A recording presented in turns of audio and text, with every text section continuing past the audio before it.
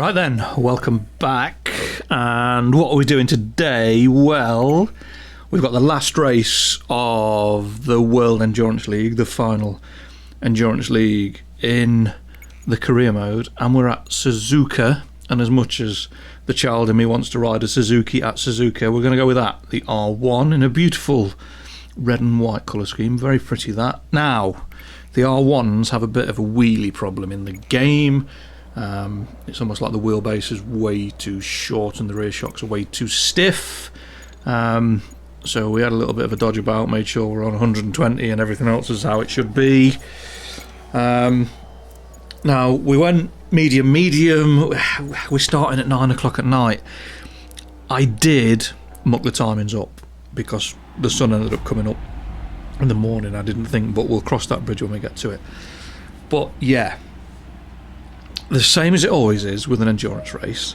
Try being the operative word, try not to crash for the first couple of laps, get a feel for where everyone is and what everyone's doing, and then work out what the bike wants and go from there. Now, wasn't worried about being quick enough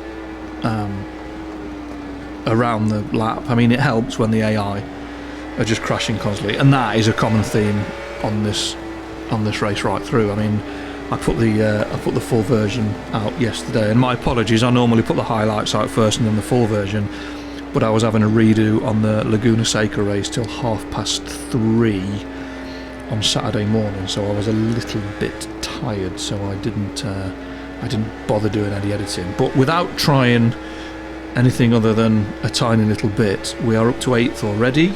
The AI crashing left, right and centre. Somehow we go round the outside of that rider on the grass and don't fall off, and we're up to 7th. And things are looking okay. We're on the right tyres, they're a decent temperature, we've got plenty of fuel in the tank, and we're just going to take our time and just settle into the race and not do anything stupid. Well, that's the plan anyway. That was a little bit of a warning sign. The AI aren't great on the brakes. Sometimes they are, sometimes not. But you can see already the R1 struggling for traction. As soon as you get on the gas, it's moving sideways rather than moving forwards. I mucked about with this setup. I actually went to Suzuka in the middle of the night and did a load of laps of testing to try and get a setup, and it just... That's the reason I've not put the setup up. It's not very good. It was an absolute fight. We ended up with a lot of penalties at the end of the race. It's nervous, it doesn't want to turn in, it just wasn't a very nice motorcycle to ride, so I need to go back to the drawing board and have a look. But we're in 7th, end of lap 1, and like I said, the plan was to not do anything too daft. Up to 6th as we're coming to the chicane, a little bit across the grass, which wasn't great. Again, struggling for traction, so we've had a slide, a skip, and then a wheelie, and that's it. First lap done. Somehow we're still on and we're in 6th, but then, well, yeah, things didn't go well. I missed the braking point for the first corner and we get off. Now, it took all of about 3 seconds to get myself in trouble with the AI because a load of them have fell off, and then we're having ding-dongs and people are smashing into each other, and I mean, look who it is, it's Kozuwaki again, everyone's favourite cousin. And it was just, I mean, look at the AI up through here. How many are going to go down? 1, that's 2, that's another 2 down. So we've gone from 10 to 8th, just 10th to 8th, doing nothing. Same lap, into the hairpin. Again, a little bit of a, we'll call it a love tap. We're not going to call it anything more than that, because that's all it was, a little bit of a, hello, I'm here. And then I just run into the back of whoever the rider was, and it's just a bit shit. Because I just kept doing it all the time. So we're back down to 11th, then we're up to 10th. The AI are fighting again. They don't know what they want to do. They don't know where they want to be. They don't seem to be able to avoid the curbs. The last chicane, the first corner, and then the double, triple left-hander at the end of the snake. They just don't have a clue. They're all. I mean, I'm not complaining, because by the time the race was done, we were finished miles and miles in front. But hey ho, it is what it is. Lap 3, again up into the hairpin, little bit of a cheeky block pass. See the way the bike was unsettled on the way in though, I put the bike exactly where I wanted to be and then it didn't want to stop and it had a little bit of a little bit of a grumble about me trying to get it turned in. It's just this, like I said, the setup wasn't great. The tyres were okay, but the bike itself was just a bit of a mess. When it gets a bit lighter coming through the faster turns, you can see the back end. The rear wheel it's pumping about all over the place. Well, you said pumping. Yeah, it's not very well controlled at all. But yeah, just one of these weird races. I mean, this was recorded before I tried the first Laguna Seca race, so I was on a bit of a, yeah, it's going really well and we'll do everything and I'll do the 8-hour race and I'll smash him because I'll just run long, and yeah, we all know how that went. But like I say, I've done it again now. So, but end of lap 3, we're back up to 7th, just let the brakes off into the chicane, just nip up the inside, rider in front goes down, and we're up to 5th. And like I say, just coming out that last corner, the bike doesn't want to drive forward, but things aren't looking too bad. Up through the snake, lap 4, we're in 5th, 2 riders fall off, that's 3rd, and then we carry on. I think it's about another lap. There was another lap and a bit before we managed to catch up with the leaders. And all it was just a matter of biding my time until the inevitable happened. So up to 2nd, end of the snake. Again, just follow the Spanish rider down into the last couple of corners. There's a little bit of contact. How we did not fall off, or one of us at least, somehow managed to get it stopped, didn't run through the gravel and get the bike going again. But I was convinced I was going to be off, and that would have put us miles and miles down. And then again up through it's the Dunlop curve, that's the one I mean, the like triple apex left-hander, and then we're in the lead.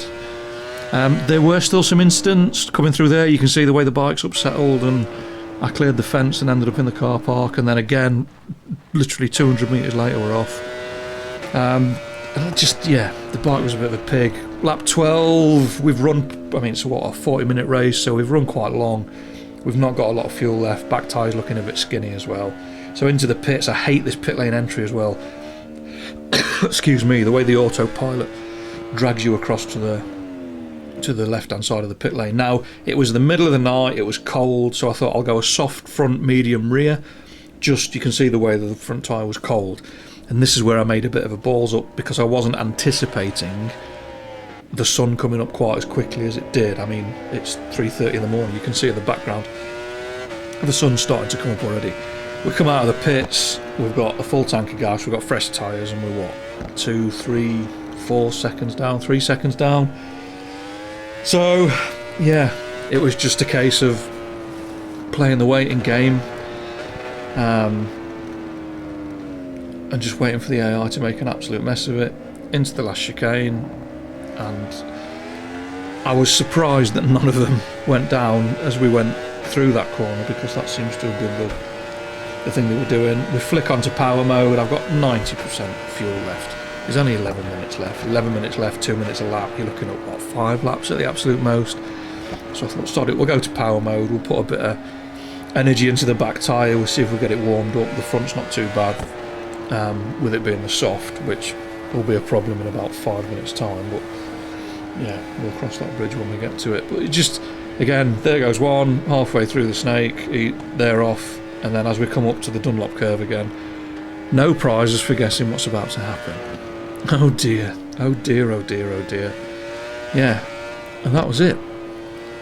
There were still a few little bits and bobs, running through chicanes and running straight on in places, and we ended up with nearly 6 seconds worth of penalties. But look at the lead, 40 odd seconds, and we weren't pushing particularly hard. If you've watched the full 40 minutes without me talking all over it, then yeah, it was one of them races where it was just a case of stay on, don't fall off, and everything will go well.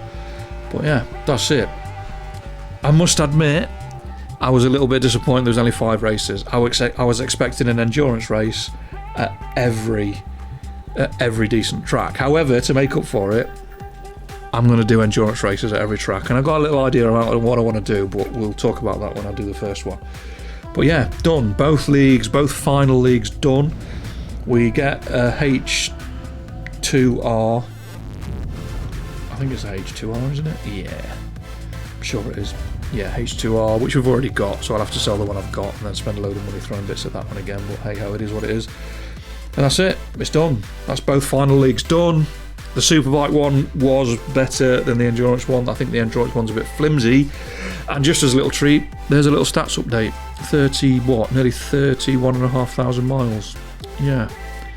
Oh well, thanks very much for watching. Thanks for subscribing, thanks for commenting. And fingers crossed, I will see you next time. Take care, stay safe, peace.